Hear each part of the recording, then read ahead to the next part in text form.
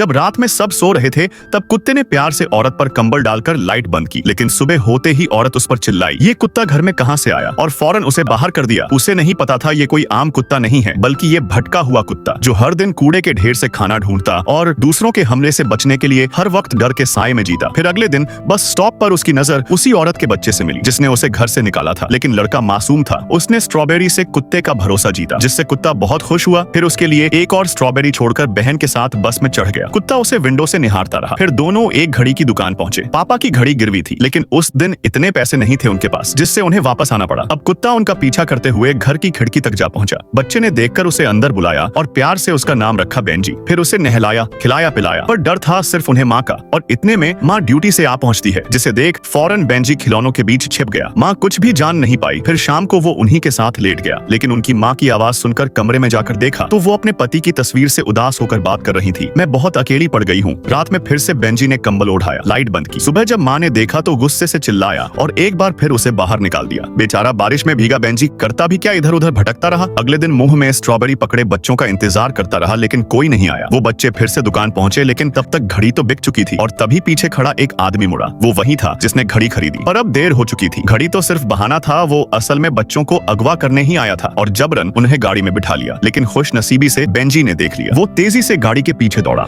लेकिन भागते भागते रास्ता खो बैठा। तभी लड़के ने पास रखी स्ट्रॉबेरी देखी। वो समझ गया क्या करना है। अब बेंजी को इशारा मिल चुका था। फिर वो स्ट्रॉबेरी का पीछा करते एक फैक्ट्री तक जा पहुंचा जहां बच्चे कैद थे। लेकिन तभी उसके रास्ते में कई और मुश्किलें भी आईं, मगर वो हार नहीं माना और आखिर उन तक जा पहुंचा। फिर उसने पूरी कोशिश की रस्सी खोलने की, लेकिन अब वो अकेले कुछ नहीं कर सकता था। फौरन वापस जाकर चाबी से दरवाजा खोला और जाकर दुकान मालिक को पूरी खबर दी। फिर पुलिस आई, क्योंकि वो उन बच्चों की माँ थी। बेंजी ने इशारा दिया, मेरे पीछे आओ। वो उसी जगह ले गया अपने साथ, पर अब फैक्ट्री बिल्कुल खाली थी। माँ ने इस पर उसे बहुत डांटा। टूटा हुआ हताश बेंजी फिर निकला, लेकिन इस बार साथ था एक डरावना कुत्ता जिससे उसे हिम्मत मिल रही थी। उसने पूरी जानकारी निकाली और सभी मुश्किलों का सामना कर बड़ी मशक्कत से एक बार फिर पता लगा लिया। बच्चे एक नाव में थे। तभी बेंजी ने देख लिया। वो तेजी से दौड़कर आदमी के करीब पहुंचा, लेकिन तब तक आदमी ने बोट चालू कर दी थी और जब आदमी रस्सी काटने ही वाला था तो बेंजी उस पर कूद पड़ा और उससे भिड़ गया। गुंडा पानी में जा गिरा, लेकिन बेंजी जमीन पर घायल होकर गिरा। उसने बच्चों को तो आजाद करा दिया था, लेकिन खुद की हालत बुरी थी। लड़का भावुक होकर चीखा, बेंजी, लेकिन बचने की कोई उम्मीद नहीं बची थी। उन्हें आज एहसास हुआ जिसे माँ ने इतना गलत समझा था, आज उसकी वजह से उसके बच्चे जिंदा थे। तभी बेंजी की आंखें खुली। बस वो बेहोश था कुछ देर के लिए, जिसे देख सब मुस्कुरा उठे और उसे सीने से लगाकर अपने घर ले जाने का फैसला किया। एक बार फिर कुत्ते ने साबित कर दिया कि जानवर कितने वफादार होते हैं।